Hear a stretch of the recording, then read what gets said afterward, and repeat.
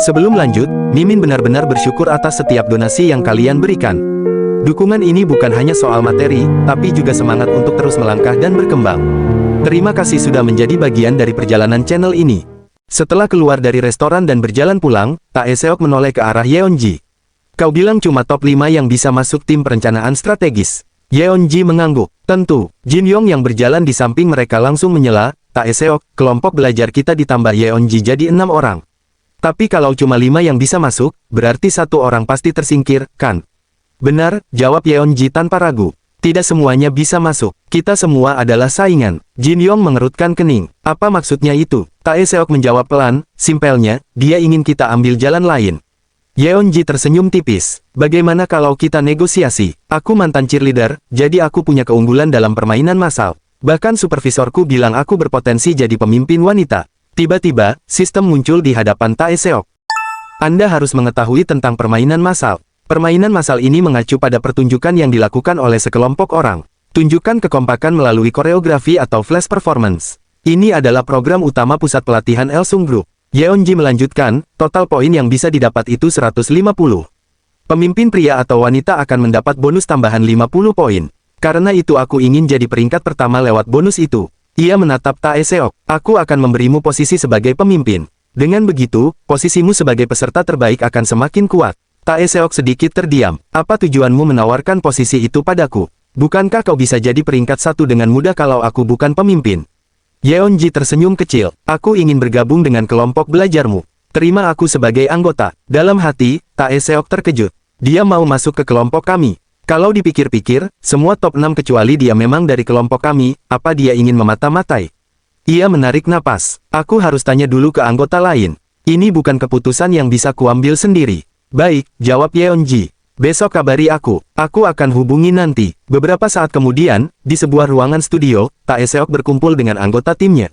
Ada seseorang yang ingin bergabung dengan kelompok belajar kita. Seorang anggota wanita langsung bertanya, siapa? Tim leader tim C. Seo Yeonji. Ruangan langsung riuh. Serius, kata salah satu anggota laki-laki. Aku sih setuju. Aku juga, sahut yang lain. Seo Yeonji, Dewi pelatihan itu kan? Tambah yang lain antusias. Ya, Dewi yang punya segalanya, cantik dan pintar. Dia di mana sekarang? Suruh dia ke sini. Kita harus terima dia. Kata yang lain. Perlu aku belikan ayam? Taeseok mengangkat tangan. Tunggu, dia nggak cuma mau join begitu saja. Ada syaratnya. Dia akan membuatku jadi pemimpin untuk permainan massal. Salah satu anggota wanita langsung berkata, itu nggak penting. Yang penting dia mau gabung. Jujur, aku iri sama kecantikannya. Setuju, sahut yang lain. Setuju banget, tambah yang lain lagi. Jin Yong tersenyum lebar. Oke, aku pergi beli minuman. Sekalian ayam, teriak yang lain. Setuju, ayam juga. Dalam hati, Taeseok bergumam. Reaksi mereka, jauh lebih positif dari yang kubayangkan. Beberapa saat kemudian, tepat pukul 10 malam di studio room, mereka kembali berkumpul dan membahas pelajaran seperti biasa. Suasana cukup serius, hingga tiba-tiba terdengar suara dari luar. Boleh aku masuk? Pintu terbuka, dan Seo Yeonji muncul. Halo semuanya, aku Seo Yeonji. Mulai sekarang aku akan bergabung dengan kelompok belajar ini. Dalam hati, Taeseok bergumam, dia datang cepat sekali, benar-benar cepat, Seo Yeonji. Belum sempat suasana kembali tenang, anggota kelompok langsung mengerubunginya dengan antusias, menyambutnya dengan hangat. Waktu pun berlalu dengan cepat. Tanpa terasa, 1 minggu telah lewat. Seperti biasa, mereka kembali duduk bersama membahas materi pelatihan. Salah satu teman wanita menoleh ke Yeonji. Yeonji, kamu sudah belajar? Ya, yang penting saja, jawab Yeonji santai. Lalu ia melirik ke arah Taeseok. Bukankah Taeseok keren? Kenapa? Tanya temannya penasaran. Dia cuma menjelaskan poin-poin pentingnya saja. Biasanya sulit memahami semuanya. Dalam hati, Yeonji bergumam, cara dia menjelaskan, santai, tapi seperti belajar langsung dari ahlinya. Itu tidak mungkin, kecuali dia benar-benar cucu ketua. Beberapa hari kemudian, hasil latihan terbaru dipasang di papan informasi. Para peserta langsung berkumpul melihat hasilnya. Wah, Taeseok lagi di peringkat pertama. Daftar itu menunjukkan, 1. Kim Taeseok tim B. 2. Seo Yeonji tim C. 3. Yang Donghun tim A. 4. Lee Sinyuk tim A. 5. Choi Jin Yong tim B. Taeseok melihat ke arah salah satu anggota timnya. Yunso, kamu belum masuk 5 besar. Yunso menghela napas. Aku sudah melakukan yang terbaik. Tolong lebih berusaha lagi ke depannya, kata Taeseok. Kita satu kelompok belajar. Kalian itu monster, jawab Yunso setengah bercanda. Hasilku ini yang normal. Taeseok tersenyum tipis. Tetap lakukan yang terbaik. Itu saja yang bisa kita lakukan. Ia lalu merangkul Yunso. Siapa tahu berikutnya kamu yang peringkat 1. Di sisi lain, Yeonji memperhatikan pemandangan itu. Dalam hatinya ia bergumam, dia juga pintar bersosialisasi, biasanya peserta top saling menjaga jarak karena saingan. Apa karena sifatnya yang supel, dia bisa memimpin dan tetap dekat dengan semua orang. Itulah kenapa mereka menyukainya. Ia menatap Tae Seok sejenak. Sebagai cucu konglomerat, bukankah seharusnya dia punya sisi angkuh? Tapi dia malah terlihat ceroboh dan santai. Yeonji tersenyum kecil. Kim Tae Seok, benar-benar menarik. Keesokan harinya, Tae Seok duduk di depan laptopnya, menatap layar dengan serius. Di sana tertulis judul presentasinya, masa depan OLED dan prospeknya. Ia menghela napas pelan. Ini lebih susah dari yang kukira. Di sampingnya, Jin Yong melirik layar. Tae Seok, presentasimu sebentar lagi mulai. Waktu mepet, mau aku bantu? Tae Seok tetap mengetik tanpa menoleh. Akan kulakukan sendiri. Terima kasih. Jin Yong pun keluar, meninggalkannya sendiri di ruangan itu. Tae Seok bergumam pelan. Apa yang harus kulakukan? Ini sulit sekali. Waktu terus berjalan, tekanan semakin terasa. Tiba-tiba, sistem muncul di hadapannya. Item baru muncul di toko. Anda mendapatkan 2 poin kehormatan karena menempati peringkat pertama 2 kali. Karena peringkat kehormatan Anda meningkat, Anda kini dapat membeli item rare. Dalam hati, Tae Seok terkejut. Serius, item baru apa ini? Lalu 2 item muncul. Set item, keajaiban PPT Master, dapat mengingat semua fitur PPT. Presentasi Master, menguasai skill berbicara seperti pembawa acara profesional.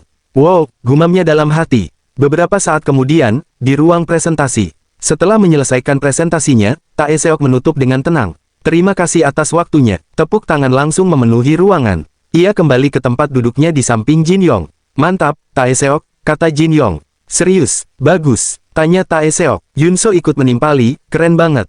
Kamu nggak grogi? Jin Yong tersenyum lebar. Kayaknya kau bakal peringkat 1 lagi. Terima kasih, jawab Tae Seok singkat. Serius, tadi bagus banget, lanjut Jin Yong. Padahal itu presentasi pertamamu. Tae Seok tersenyum kecil. Ah, nggak sebagus itu. Kau cuma ngefans sama aku. Tak lama, peserta berikutnya maju untuk presentasi. Sementara itu, Tae Seok terdiam, pikirannya melayang. Ini bukan pertama kalinya aku belajar seperti ini. Dulu, di lokasi proyek, aku sering berdiri di depan ratusan pekerja, bahkan lebih dari 600 orang. Aku juga sering berdebat dengan orang yang baru ku kenal, bertahan beberapa hari hanya demi mendapatkan upah. Di sana, aku belajar satu hal, aku harus percaya diri. Percaya bahwa aku bisa melakukan segalanya. Ditambah keteguhan dan tanggung jawab, serta berpikir rasional agar tidak dirugikan. Ia menarik napas dalam-dalam. Dibandingkan rekan-rekanku, mungkin mereka masih canggung dalam bersosialisasi. Tapi mereka akan terbiasa seiring waktu. Sedangkan aku, mungkin hanya beruntung. Pengalaman hidupku sejak muda, mempertemukanku dengan berbagai macam orang. Namun wajahnya perlahan menjadi serius.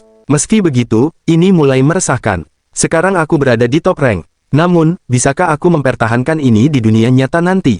Keesokan harinya, di sebuah gedung aula yang besar, para peserta training berkumpul di sana. Suasana cukup ramai dengan pembagian kelompok berdasarkan latar belakang universitas. Salah seorang panitia berkata, Universitas Seon, silakan masuk ke ruangan kuliah 102. Universitas Geon, silakan masuk ke ruangan kuliah 101. Di tengah keramaian itu, Tae Seok duduk sendirian. Tak lama kemudian, seniornya, Min Seong, menghampirinya. Kenapa kamu di sini sendirian? Tanya Min Seong. Tae Seok menoleh, apa? Min Seong berkata, kamu harus kembali ke ruanganmu, karena kau bukan lulusan universitas. Tae Seok menjawab tenang, tidak, tak apa. Min Seong menatapnya lalu berkata, latar belakang pendidikan bukanlah segalanya, jadi nggak perlu kamu murung. Tae Seok menghela napas pelan, ya, saya tahu itu, tapi saya tak bisa menahan perasaan itu. Tiba-tiba Min Seong berkata tegas, ikut aku. Tae Seok sedikit bingung, maaf. Ku bilang ikut aku melakukan ini sebagai seniormu, kata Min Seong. Mereka pun keluar dari ruangan itu. Dalam perjalanan, Min Seong kembali membuka pembicaraan. Kau tahu Tae Seok? Tanyanya. Apa? Jawab Tae Seok. Kedua Elder Elsong Group sangat suka sauna dan kolam renang. Itulah kenapa mereka membangun fasilitas seperti itu di setiap gedung. Tae Seok mengangguk kecil, saya tidak tahu. Ayo ke sauna, ajak Min Seong. Tae Seok terkejut, apa? Pertemuan dengan senior bisa sampai 2 jam. Jadi, mau ngapain lagi selama itu? Jawab Min Seong santai. Tae Seok ragu, tapi sauna, bukankah itu agak aneh? Namun mereka tetap masuk. Saat berada di dalam, Tae Seok memperhatikan sekeliling.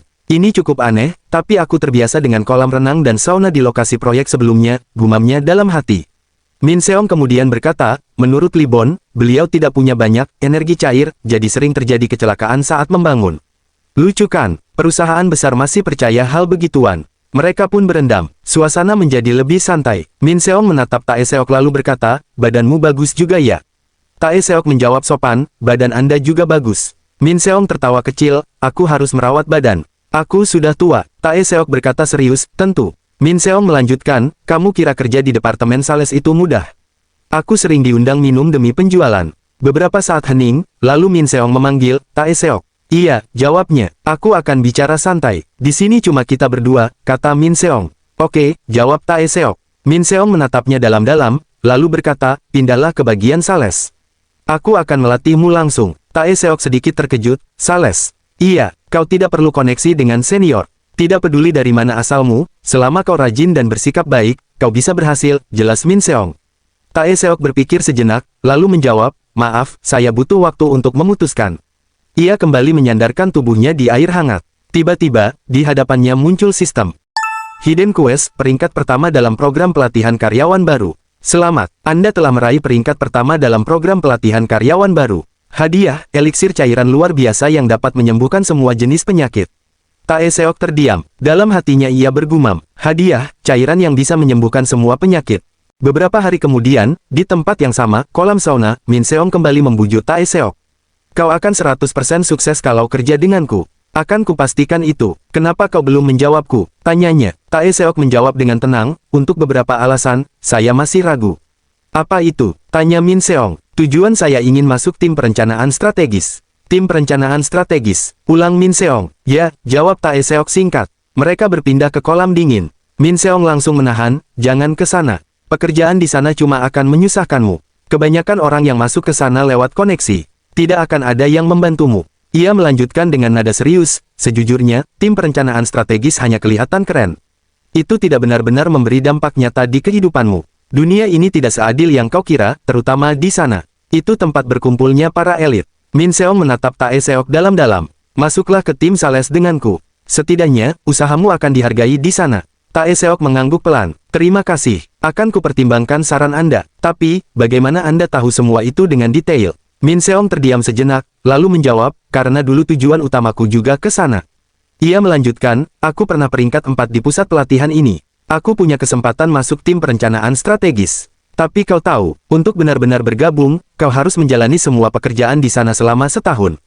Tae Seok mulai fokus mendengarkan. Aku gagal di penilaian terakhir, setelah bertahan sendirian selama 1 tahun. Kenapa? Tanya Tae Seok. Min Seong tersenyum pahit. Latar belakang pendidikanku. Aku lulusan kampus kecil. Dalam hati, Tae Seok bergumam. Jadi senior mengalami hal seperti itu.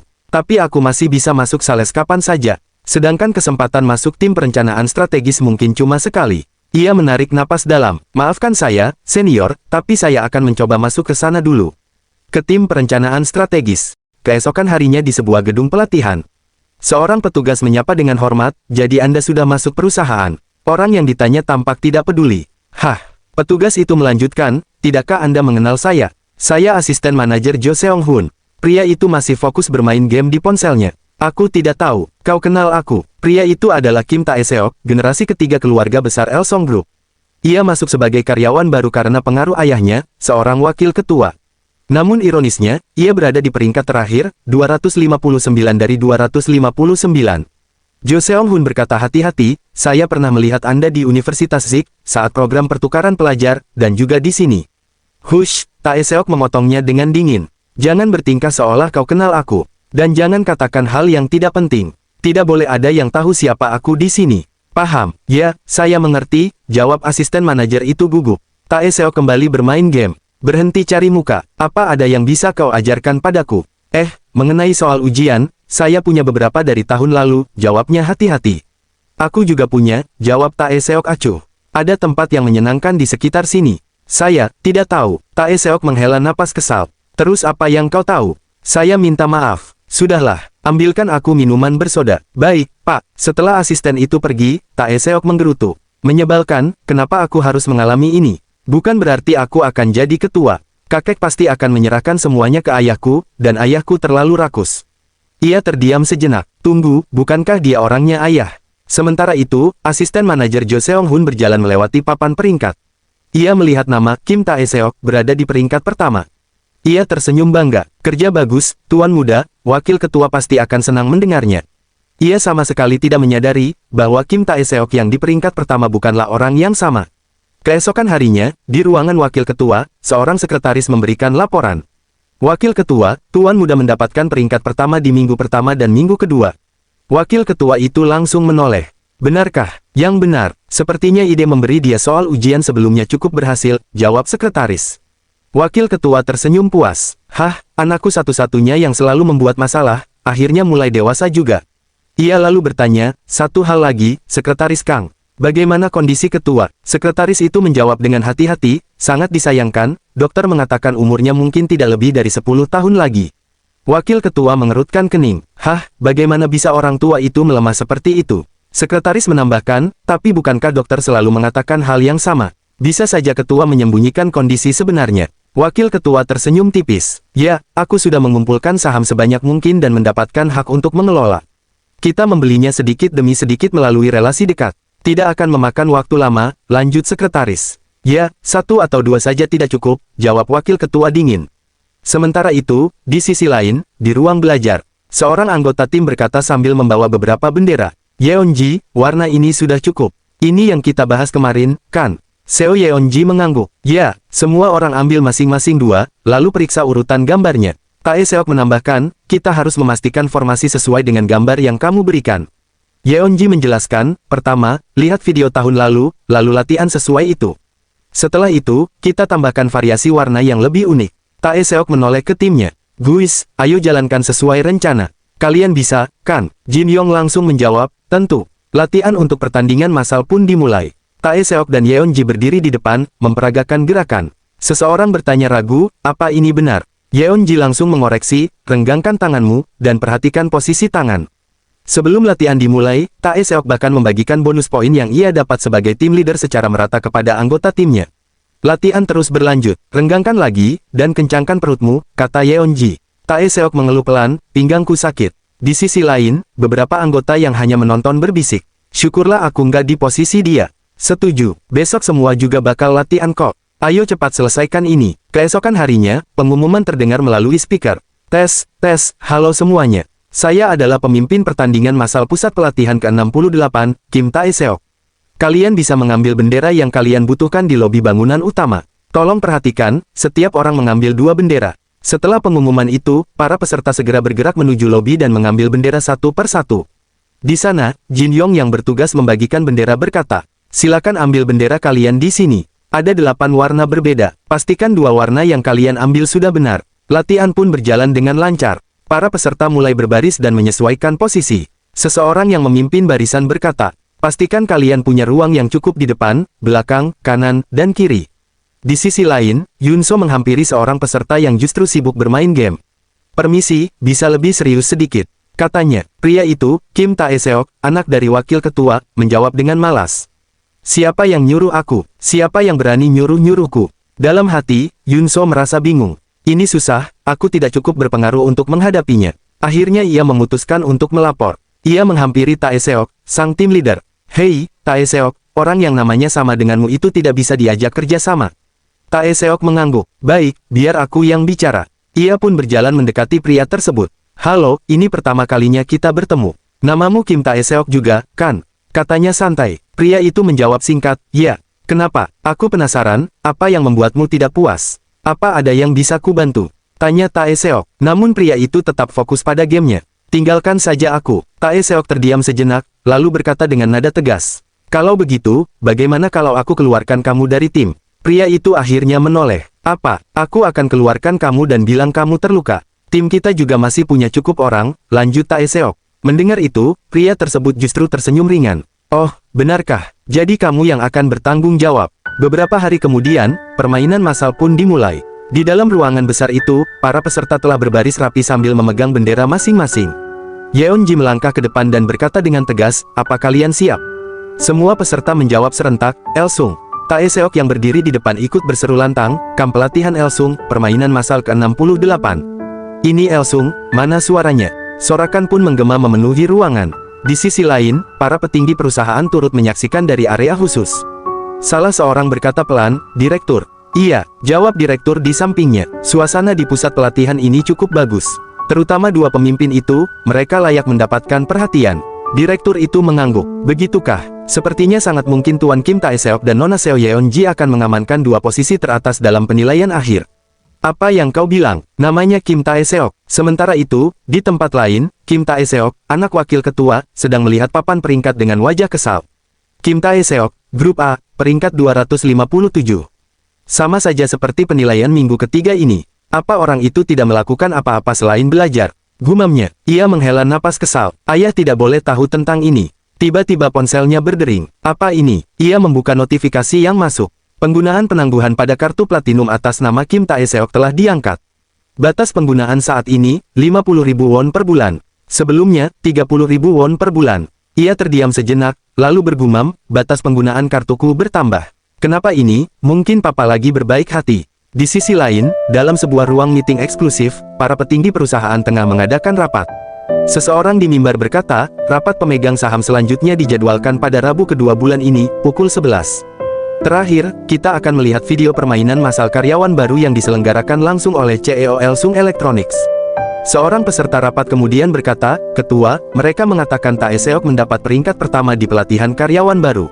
Ketua itu mengangkat alisnya. "Apa cucuku Taeseok?" "Ya, dan ada kemungkinan besar dia akan mempertahankan peringkat pertama." Selisih poinnya dengan peringkat kedua mencapai 18 poin. Dalam hati, seseorang bergumam sinis, "Bocah itu peringkat pertama. Pasti dia bermain curang." Namun orang lain segera menimpali, "Ketua, saya hadir di permainan massal itu." Ketua menoleh. "Kau di sana." "Saya melihat langsung Tuan Kim Taeseok. Dia tampak seperti pemuda yang berwibawa. Dia luar biasa, bahkan dia bernyanyi dengan baik dan menjalankan perannya sebagai pemimpin dengan sangat baik." Ketua menatapnya tajam. "Benarkah?" Dalam hati, ia berpikir, CEO Elsung Electronics bukan orang yang mudah memuji, tapi dia memuji Taeseok. Ia tersenyum tipis. "Baiklah, aku akan melihatnya sendiri lewat videonya." Sejak kapan Taeseok menjadi pemimpin permainan massal? Senyum itu semakin jelas. Tampaknya bocah itu benar-benar sudah berubah. Pria tua itu menatap layar dengan tenang lalu berkata, "Mulai videonya." Salah seorang staf segera menjawab, "Iya, Pak. Saya akan mematikan lampunya." Ruangan pun menjadi gelap, hanya cahaya dari layar yang menerangi wajah mereka. Video permainan massal mulai diputar. Di dalamnya terlihat Kim Taeseok dan Seo Yeon-ji memimpin dengan percaya diri. Salah satu orang di ruangan itu berkata kagum, "Cucu Anda punya sikap yang tegas, Ketua." Namun, seseorang yang lain terdiam dengan wajah terkejut. Dalam hatinya ia bergumam, "Bagaimana bisa? Itu bukan anakku." Pria tua itu sendiri juga menatap layar dengan dalam. Dalam hatinya ia bergumam, "Aku tahu, itu tidak mungkin.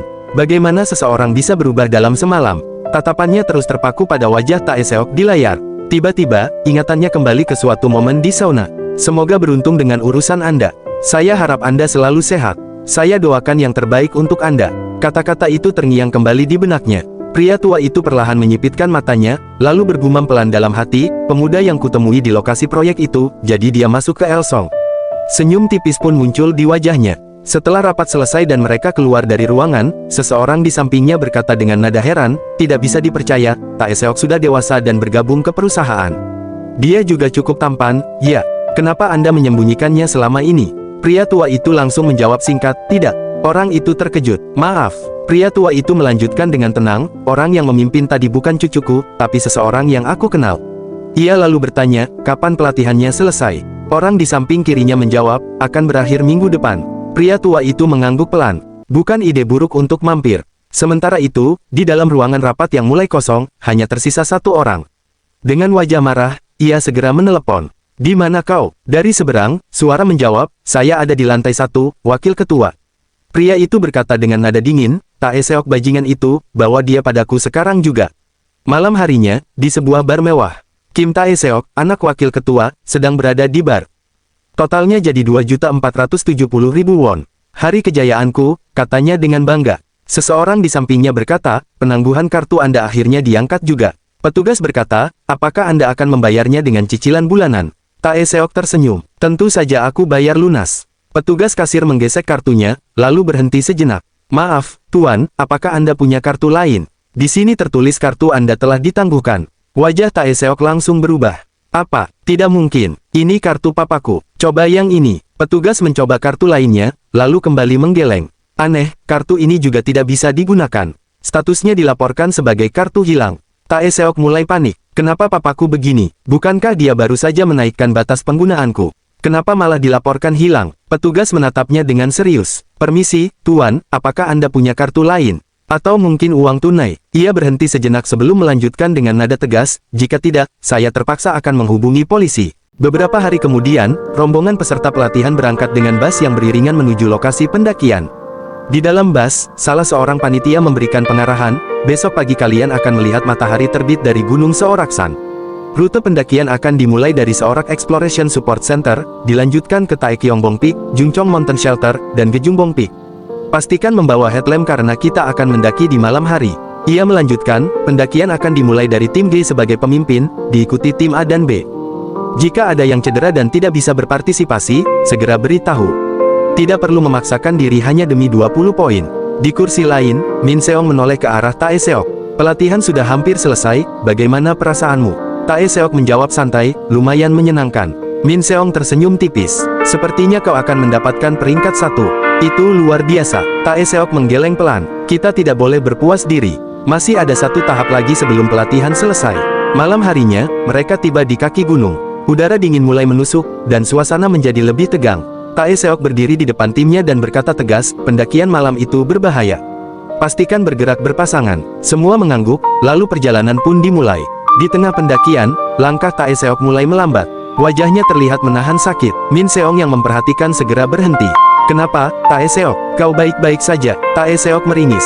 Punggungku, sakit. Mereka berhenti sejenak, duduk di sebuah batu besar. Min Seong bertanya serius, sudah berapa lama punggungmu sakit? Apa kau minum painkiller? Tae Seok menggeleng. Bukan masalah serius. Min Seong menghela napas kesal. Hei, kalau sakit ia bilang.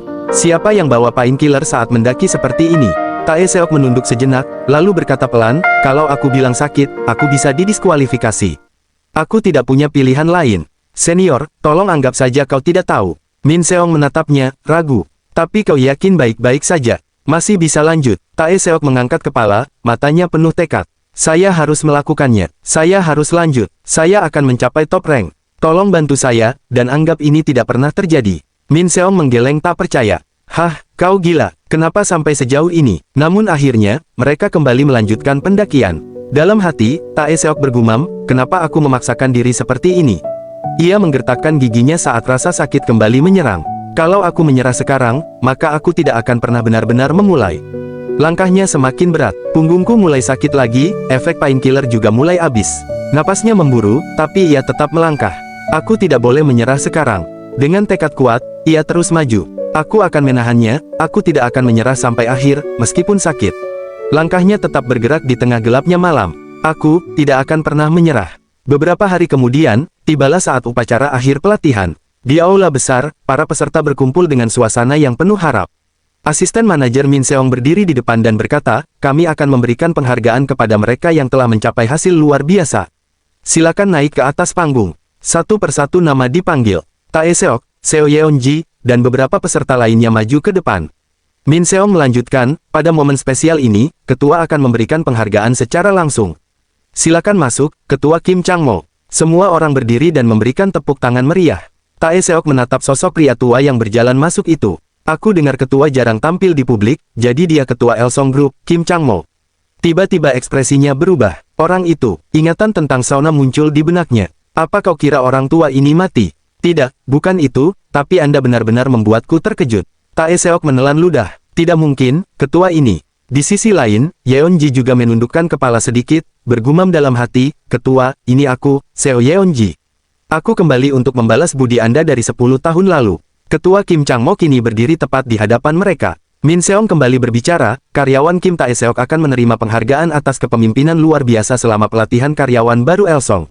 Jika Anda berkenan, Ketua. Ketua menatap Tae Seok dengan tajam namun tenang. Bagaimana perasaanmu sekarang? Tae Seok menjawab jujur, saya terkejut. Sulit dipercaya. Ketua menyerahkan sertifikat kepadanya. Kau melakukannya dengan baik, pegawai Kim Tae Seok. Jangan berhenti di sini, terus dorong dirimu untuk menjadi lebih baik. Tae Seok menerimanya dengan hormat. Siap, Ketua. Kemudian Ketua beralih ke Yeonji, menyerahkan penghargaan padanya. Pegawai Seo Yeonji, cukup disayangkan. Jika mengikuti standar tahun lalu, kau mungkin akan menjadi peringkat pertama. Teruslah berjuang dan lakukan yang terbaik. Elsong Group membutuhkan lebih banyak talenta sepertimu. Dalam hati, Yeonji bergumam, terima kasih, berkat Anda, penyakit jantungku bisa diobati. Ia menerima penghargaan itu. Terima kasih, Ketua. Setelah semua penghargaan diberikan, Min Seong menutup acara. Dengan ini, program pelatihan karyawan baru resmi selesai. Kerja bagus semuanya. Suasana aula dipenuhi rasa lega dan bangga. Pelatihan telah berakhir. Kini mereka hanya tinggal menunggu hasil penempatan departemen, berdasarkan pilihan pertama, kedua, dan ketiga. Mereka juga diberi waktu libur selama 5 hari sebelum menerima pengumuman resmi. Namun, bagi Tae Seok, masih ada satu hal yang harus diselesaikan. Tiba-tiba, sistem muncul di hadapannya. Hidden Quest, posisi pertama di program pelatihan karyawan baru telah selesai. Apakah Anda ingin mengambil hadiahnya? Hadiah, eliksir, cairan luar biasa yang mampu menyembuhkan segala jenis penyakit. Tae Seok menatap notifikasi itu dalam diam. Keputusan berikutnya, mungkin akan mengubah segalanya. Keesokan harinya, di rumah sakit, Tae Seok berjalan tergesa-gesa di lorong, menarik kopernya. Tangannya menggenggam erat sebuah botol kecil. Aku harus cepat, eliksir ini. Pikirannya bercampur, apa ini benar-benar bisa menyembuhkan penyakit ibu? Lalu, bagaimana dengan punggungku? Ia mengepalkan tangan, tidak, itu tidak penting. Selama ibu bisa sembuh, punggungku bukan masalah. Sesampainya di depan pintu kamar, ia berhenti sejenak. Matanya tertuju pada eliksir di tangannya. Beberapa hari sebelumnya, di ruangan dokter, seorang dokter berkata serius kepada Han Wol, kanker payudara triple negatifnya sudah menyebar ke kelenjar getah bening, paru-paru, dan hati. Kami tidak bisa melanjutkan perawatan di rumah sakit ini. Han Wol terkejut. Apa maksud Anda tidak bisa? Ini rumah sakit terbaik di Korea. Dokter itu menghela napas. Tolong tenang. Anda juga seorang dokter, Anda pasti mengerti. Ini bukan sesuatu yang bisa kami tangani lagi. Han Wol menatapnya dengan putus asa. Apa, tidak ada cara lain? Benar-benar tidak ada jalan. Dokter itu menjawab pelan, yang terbaik sekarang adalah menjaga kualitas hidupnya yang tersisa. Itu juga yang diinginkan pasien. Kembali ke masa sekarang. Di dalam kamar, Han Wol sudah menyiapkan koper di samping ranjang. Ibu Tae Seok duduk di kursi roda. Tidak apa-apa, Han Wol. Adikku bilang dia akan menjemputku 3 jam lagi. Kau harus pulang. Han Wol menggeleng. Tidak, biar aku yang mengurusmu. Mulai sekarang aku yang akan merawatmu. Ayo kita pulang. Saat ia mendorong kursi roda, pintu tiba-tiba terbuka. Ma, Tae Seok masuk dengan napas terengah. Tae Seok, ujar Han Wol. Ibunya tersenyum lemah. Tae Seok langsung berlutut di depan ibunya. Ma, kenapa mama keluar dari rumah sakit? Ia menatap kursi roda itu dengan panik. Kenapa pakai kursi roda? Perawatan mama belum selesai, kenapa pulang sekarang? Ibunya mengelus kepalanya dengan lembut. Aku bilang ke dokter, aku mau pulang. Tapi kenapa? Suara Tae Seok bergetar. Ma, aku bisa mengatasinya. Jadi jangan khawatir. Ia memeluk ibunya erat. Air mata mulai jatuh dari mata ibunya. Maafkan mama, mama benar-benar minta maaf. Sore harinya, di dalam taksi, ibu Tae Seok duduk di samping Han Wol. Hai Jung, katanya pelan, kenapa kamu minta pergi sendiri? Bukankah lebih baik kalau Tae Seok ikut dengan kita? Han Wol menatap ke depan, lalu berkata pelan, ada sesuatu yang ingin kubicarakan denganmu. Ia menarik napas dalam-dalam. Hai Jung, ayo kita menikah. Hai Jung terkejut. Apa yang kau bicarakan? Kau harus menjalani hidupmu sendiri. Han Wol menatapnya dengan penuh penyesalan. Ini hidupku. Aku menyesal, dulu aku membiarkanmu bersama Hong Gun. Suaranya melembut. Mungkin, kita bisa hidup bahagia bersama. Kau pikir Hong Gun tidak akan mendukungku dari sana? Ia menatap Hai Jung dengan serius. Aku akan bertanggung jawab atasmu. Aku akan tetap di sisimu, sampai maut memisahkan kita. Hai Jung menunduk, suaranya gemetar.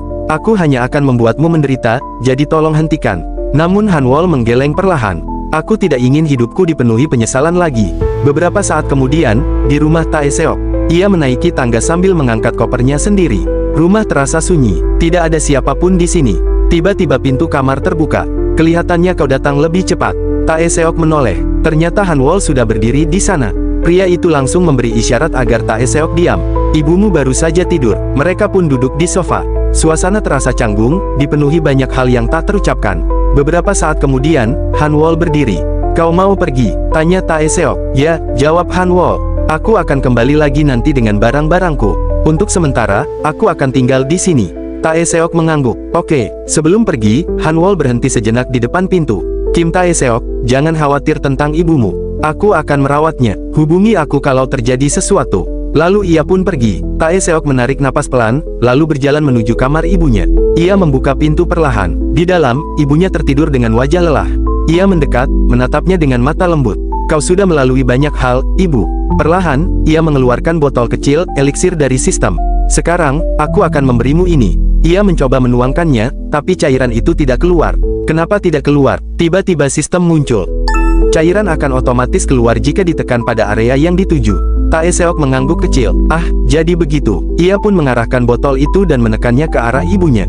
Cairan perlahan keluar, namun kemudian berhenti. Kenapa berhenti? Sistem kembali muncul. Cairan hanya akan keluar sesuai jumlah yang dibutuhkan.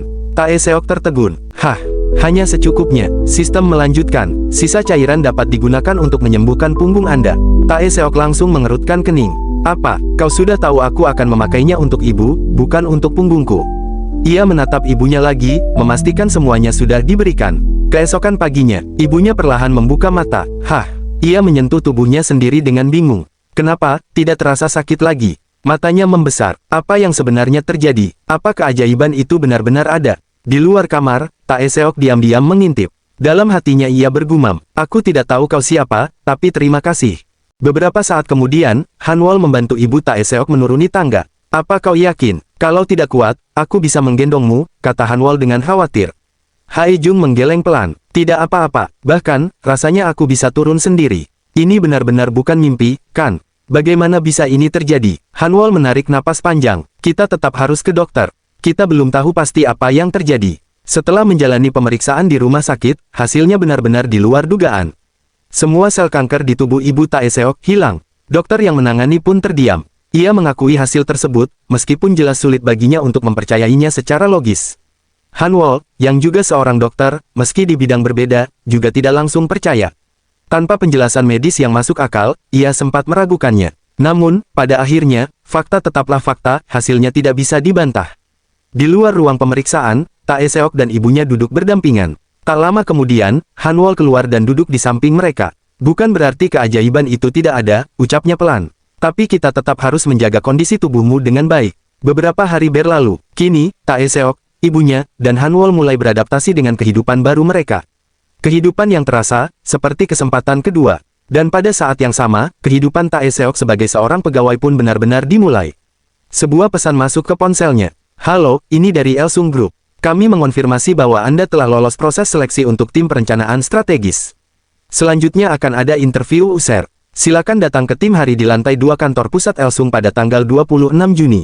1 minggu kemudian, di kantor pusat Elsung, para peserta pelatihan berbincang tentang gaji mereka yang ternyata hanya 80% dari jumlah penuh selama masa training. Yunso kemudian berkenalan dengan Yang Dong-hun, seorang tim leader, dan suasana menjadi lebih santai saat mereka saling berbicara tentang usia dan latar belakang masing-masing. Tak lama, seorang petugas datang dan mengarahkan mereka ke ruang meeting.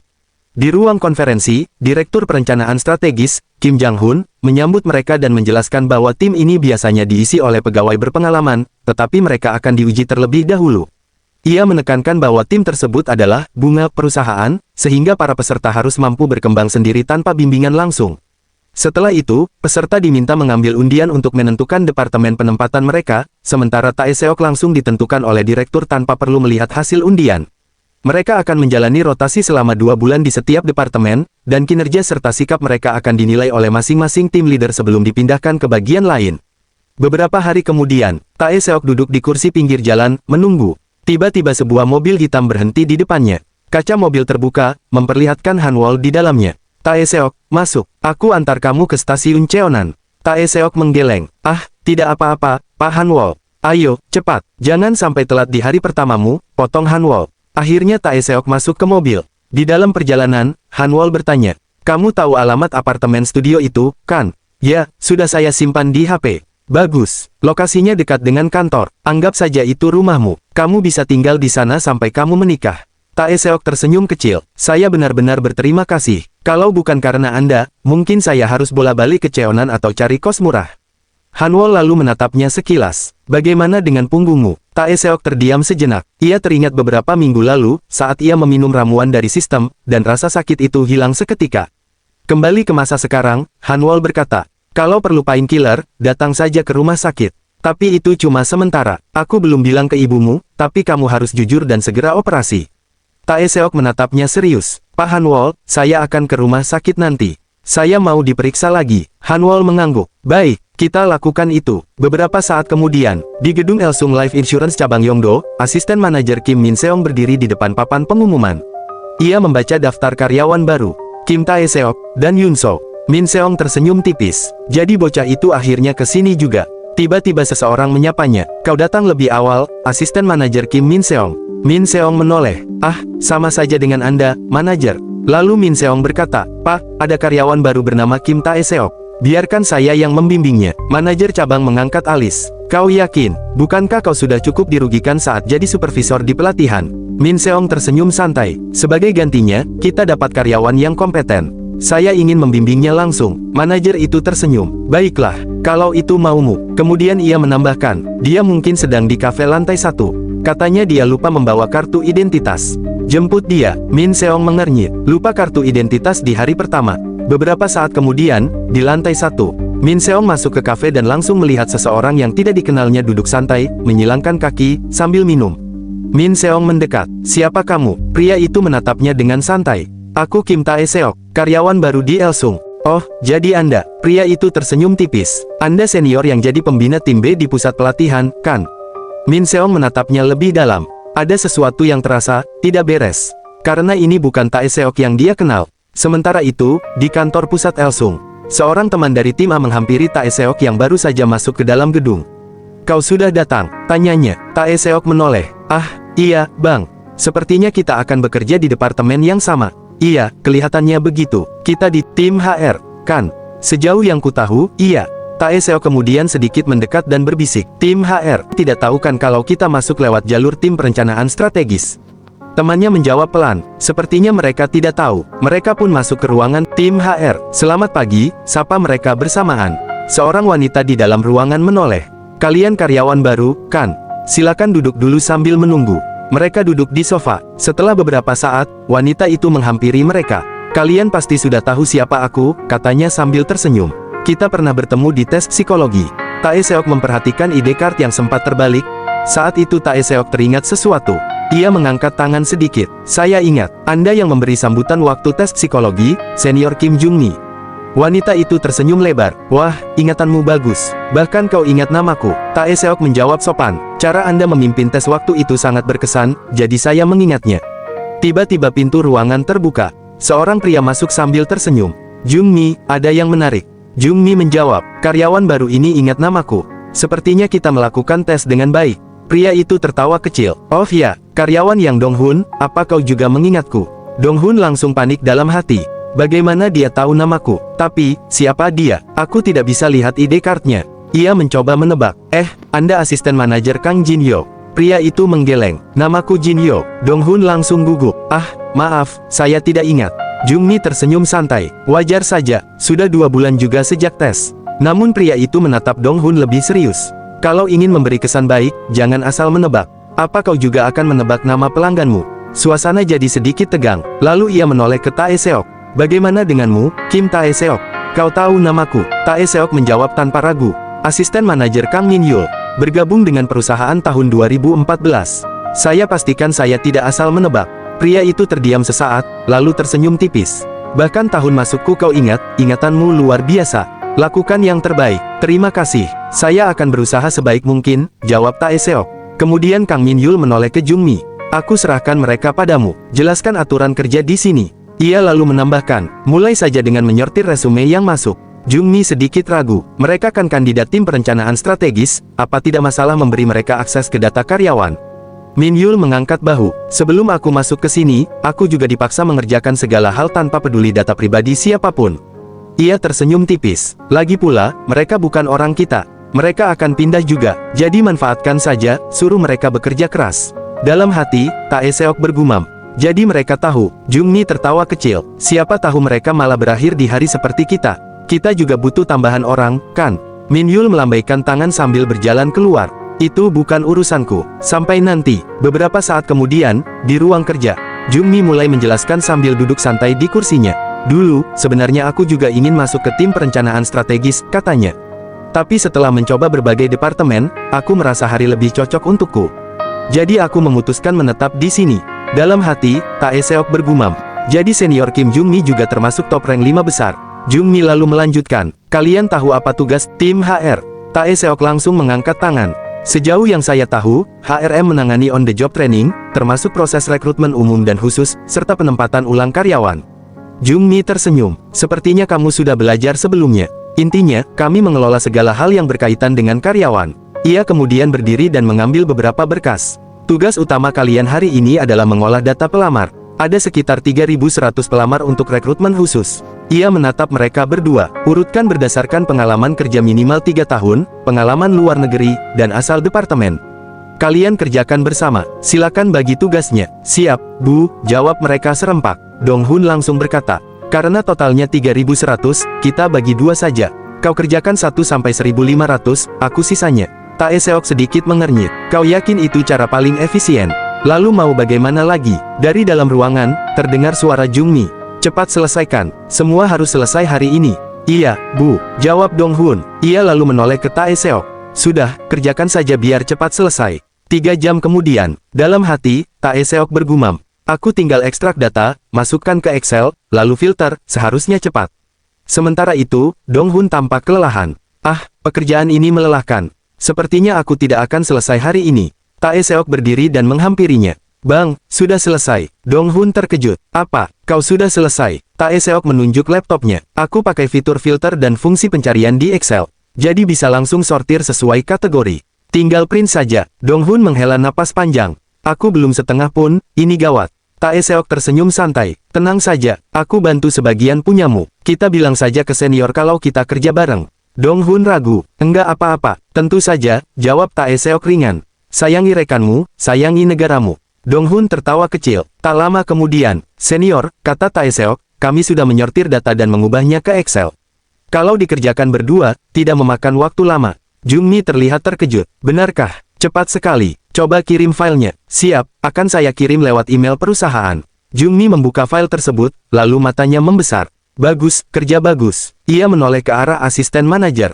Kerjaan karyawan baru ini bagus. Asisten manajer tersenyum tipis. Pujian di hari pertama ya. Ia lalu bertanya santai. Ada yang merokok. Dong Hun mengangkat tangan. Saya, bagus. Ayo ke atap. Lalu ia menoleh ke Tae Seok. Kau mau ikut? Tae Seok menggeleng. Tidak, terima kasih. Mungkin lain kali. Beberapa saat kemudian, di kantor pusat Elsung Group, tepatnya di area rooftop untuk merokok. Saat itu, asisten manajer Min Yul bertanya. Bagaimana hari pertamamu? Sulit. Dong Hun menjawab. Masih hari pertama, jadi saya belum yakin. Min Yul tersenyum kecil. Jangan khawatir. Awalnya memang terasa berat, tapi nanti juga terbiasa. Dong Hun mengangguk. Saya akan mencoba yang terbaik. Lalu Min Yul bertanya lagi. Apa kau mengenal Tae Seok dengan baik? Dong Hun menjawab. Saya cukup mengenalnya. Saya leader tim A, dan dia leader tim B. Apa ada sesuatu yang ingin Anda ketahui tentangnya? Min Yul menatapnya sejenak. Begitu ya, leader pusat pelatihan yang juga melamar ke tim perencanaan strategis, saat ini dia bisa dibilang S di antara karyawan baru. Dong Hun tampak penasaran. Min Yul melanjutkan, dia luar biasa di banyak hal. Bukan lulusan kampus bergengsi, tapi bisa sampai sejauh ini lewat sistem kredit akademik. Bahkan sebelumnya dia bekerja sebagai kuli, yang di sini bahkan tidak dianggap sebagai pengalaman kerja. Dong Hun terkejut. Kuli, benarkah? Min Yul mengangguk. Kau tidak tahu. Dong Hun menggeleng. Saya baru kenal dia di pusat pelatihan. Min Yul menepuk bahunya pelan. Dari data hari, latar belakangnya jauh berbeda denganmu. Perlakukan dia dengan baik. Kau lebih tua darinya, kan? Iya, jawab Dong Hun. Min Yul tersenyum tipis. Akan lebih baik kalau kalian bisa berkembang bersama sebagai rekan kerja. Jangan terlalu waspada hanya karena penilaian. Setelah itu, mereka kembali ke dalam. Sore harinya, sepulang kerja, Dong Hun berjalan bersama Tae Seok dan berkata, bukankah mereka tidak mengadakan makan malam penyambutan? Tae Seok menjawab, sepertinya tidak. Dong Hun tersenyum. Kalau begitu, bagaimana kalau kita minum saja untuk merayakan hari pertama? Tae Seok mengangguk. Boleh. Mau makan apa? Aku tahu tempat yang pas. Beberapa saat kemudian, mereka duduk di warung pinggir jalan. Bibi, pesan eomuk 1 dan 2 botol soju, kata Dong Hun. Sambil makan, Dong Hun bertanya, Tae Seok, kau asalnya dari mana? Jeonan, kau dari Seohok, kan? Jawab Tae Seok. Iya, berarti kita sama-sama dari desa, kata Dong Hun sambil tersenyum. Ayo kita jadi teman baik mulai sekarang. Tentu, jawab Tae Seok. Dan satu lagi, lanjut Dong Hun. Karena kita masuk bareng, kau bisa bicara santai saja denganku. Tae Seok tersenyum. Oke, bang, itu lebih enak. Tiba-tiba ponsel Tae Seok berbunyi. Grup chat belajar Elsung. Yunso mengirim pesan. Kalian lemburkan. Gila ini. Jin Yang. Sama. Gimana kerjaan kalian? Yunso. Tugas ini bikin kesal. Kim Tae-seok bakal kubunuh. Tae-seok mengernyit dan membalas. Kok jadi aku? Yunso langsung menjawab. Bukan kau. Yang satu lagi, si bajingan yang namanya sama. Tae-seok. Terus kenapa dia? Yunso menjelaskan. Hari ini senior kami mau tanda tangan kontrak asuransi. Tapi dia cuma berdiri di belakang, nyilangkan tangan, nonton sambil manyun. Chat langsung ramai dengan komentar. Dong-hun melirik. Apa itu? Grup belajar, jawab Tae-seok. Kau ingat kan, yang daftar tim perencanaan strategis? Dong-hun mengangguk. Oh, begitu. Ada Yeonji di sana. Ada. Kenapa? Wajah Dong-hun sedikit memerah.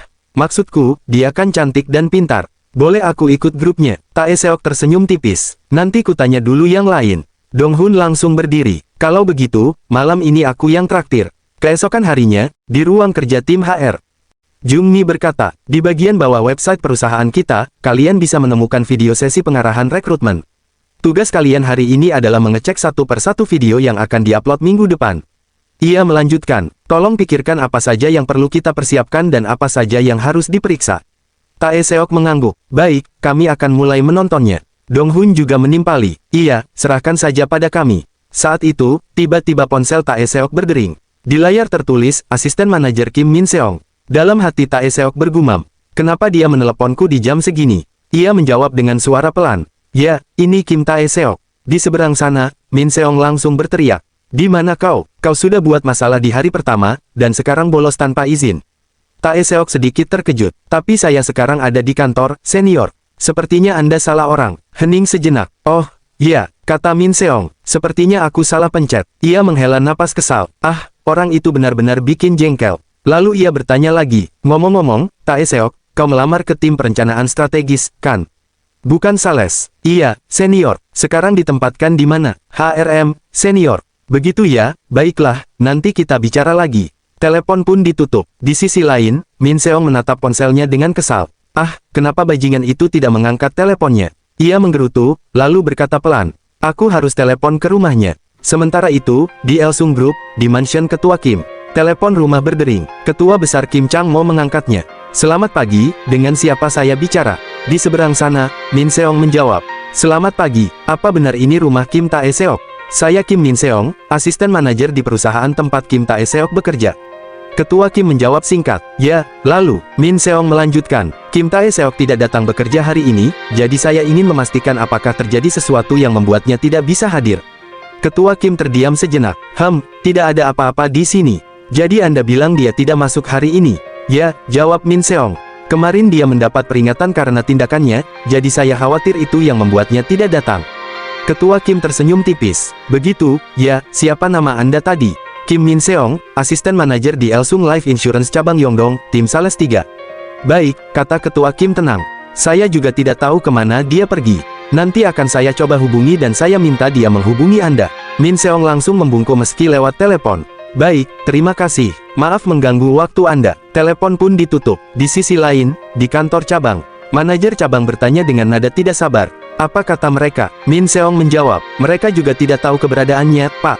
Manajer cabang langsung kesal. Apa-apaan dengan bajingan itu? Cuma karena aku marahi 15 menit setelah dia bikin kontrak 200 juta batal, dia langsung menghilang. Ia menghela napas kasar. Seharusnya aku pecat saja dia waktu itu. Min-seong mencoba menenangkan. Tolong tenang, Pak. Sementara itu, di mansion Ketua Kim Chang-mo. Ketua Kim menggerutu dengan kesal. Kim Tae-seok bajingan ini. Orang di sampingnya bertanya hati-hati. Apa ada masalah, Ketua? Ketua Kim langsung memerintah dengan nada tegas. Sekretaris Song, hubungi wakil ketua sekarang. Suruh dia bawa cucunya yang tidak berguna itu ke hadapanku dalam 30 menit. Baik, Pak, jawab Sekretaris Song. Alasan apa yang harus saya sampaikan untuk panggilan mendadak ini? Ketua Kim menatap tajam. Alasan? Apa aku butuh alasan? Panggil saja mereka sekarang. Beberapa jam kemudian, di kantor pusat, Tae-seok sedang menatap sebuah CV dengan wajah ragu. Asisten manajer Kang Min-yul menghampiri. Kenapa? Ada masalah? Tae-seok menjawab jujur. Sejujurnya, kemampuan bahasa Inggris saya tidak terlalu bagus, Pak. Min-yul melihat sekilas dokumen itu. Ini bukan bahasa Inggris tingkat tinggi. Ini dasar. Tae-seok menunduk sedikit. Maaf, memang kemampuan saya masih kurang. Min-yul bertanya, skor TOEIC-mu berapa? 800, 900, 500, Pak. Min-yul mengangguk pelan. Kalau begitu kirim saja filenya ke saya. Tapi Tae Seok, kalau kau ingin bertahan di Elsung, kau harus meningkatkan kemampuan bahasa Inggrismu. Paham, ya, Pak. Sepulang kerja, Tae Seok langsung pergi ke toko buku. Ia berdiri di depan rak buku bahasa sambil bergumam. Buku mana yang harus kupelajari? Matanya tertuju pada satu buku. Bahasa Inggris bisnis, sepertinya bagus. Ia pun membelinya. Malam harinya, di kamar, Tae Seok belajar sambil menghela napas. Kenapa susah sekali mengingatnya? Aku bisa memahami politik, ekonomi, berita, tapi bahasa Inggris tidak masuk. Tiba-tiba, sistem muncul. Cobalah gunakan toko eksklusif. Tae Seok tersadar. Ah, benar, beberapa pilihan muncul. Paket bahasa Arab pemula, paket bahasa Portugis pemula. Tidak ada bahasa Inggris, gumamnya. Mungkin nanti muncul setelah update. Sistem kembali memberi informasi. 7 hari tersisa hingga pembaruan berikutnya. Tae Seok berpikir, kalau begitu aku harus kumpulkan poin. Sistem menambahkan, subquest tersedia. Untuk mengaktifkan, tatap orang atau benda selama 10 detik. Tae Seok menghela napas. Besok saja, keesokan harinya, di kantor. Tae Seok menatap Jung Mi diam-diam. 10 detik. Tiba-tiba, subquest muncul. Update laptop Kim Jung Mi. Laptop mengalami blue screen berulang. Perbaiki setelah mendapat izin, dan backup data. Hadiah, 2 poin. Tae Seok langsung berkata, Senior, laptop Anda sering blue screen, ya. Jung Mi mengangguk. Iya, beberapa hari ini. Kenapa? Mungkin karena update. Boleh saya cek? Boleh. Aku harus pergi meeting. Serahkan pada saya. Tae Seok segera memperbaikinya. Tak lama, subquest selesai. Plus 2 poin. Tak berhenti di situ, Tae Seok mendekati Min Yul. Asisten manajer, saya dengar Anda berhenti merokok. Saya bawa permen, mungkin bisa membantu. Min Yul terkejut. Bagaimana kau tahu? Aku baru memutuskan hari ini. Saya dengar dari seseorang. Semangat, Pak. Min Yul tersenyum tipis. Terima kasih. Subquest selesai. Plus 2 poin. Dalam hati Tae Seok bergumam. Sekarang aku punya 4 poin, apa ada lagi? Ia menatap sekeliling ruangan. 10 detik. 10 detik. Tidak ada. Tiba-tiba, seorang pria parubaya masuk ke ruangan. Tidak ada hal spesial yang terjadi saat aku pergi, kan? Dia adalah manajer umum HRM, Song Jinwo. Asisten manajer Min Yul menjawab. Tentu saja tidak ada, Pak. Apa Anda menikmati liburan Anda? Jung Mi juga tersenyum. Bagaimana liburan Anda, Pak? Manajer Song mengangguk ringan, lalu menatap 2 orang yang belum dikenalnya. Lalu, siapa mereka? Tae Seok langsung berdiri dan menyapa dengan antusias. Halo, senang bertemu dengan Anda.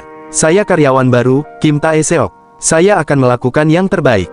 Dong Hun ikut berdiri. Halo, saya Yang Dong Hun. Saya juga karyawan baru. Mohon bimbingannya, Pak. Manajer Song mengangguk pelan. Kalian melamar ke tim perencanaan strategis, ya? Iya, Pak, jawab mereka bersamaan. Manajer Song tersenyum tipis. Agak disayangkan, tidak ada satupun karyawan baru yang benar-benar ingin masuk ke tim hari. Asisten manajer Min Yul menimpali. Kami memang menerima mereka karena mereka kandidat dari tim perencanaan strategis, Pak. Begitu ya, gumam manajer Song. Kalau dipikir-pikir, sudah lama kita tidak menerima karyawan baru langsung setelah pelatihan. Ia melirik Min Yul dan Jung Mi. Rasanya seperti baru kemarin kalian memutuskan menetap di sini, padahal dulu kalian juga melamar ke tim perencanaan strategis. Ia kemudian kembali menatap Tae Seok dan Dong Hun. Setelah kalian bekerja di tim hari, jangan ragu memberitahu saya jika kalian merasa cocok di sini. HRM bisa saja menjadi pilihan yang lebih baik daripada tim perencanaan strategis. Dalam hati, Dong Hun bergumam. Menetap di hari, dibanding tim perencanaan strategis. Seolah membaca pikirannya, manajer Song menambahkan dengan tenang. Tentu saja, ini bukan tempat yang bisa kalian pilih begitu saja hanya karena kalian mau. Ia menatap mereka lebih serius. Semuanya tergantung pada performa kalian selama di sini. Bukankah begitu?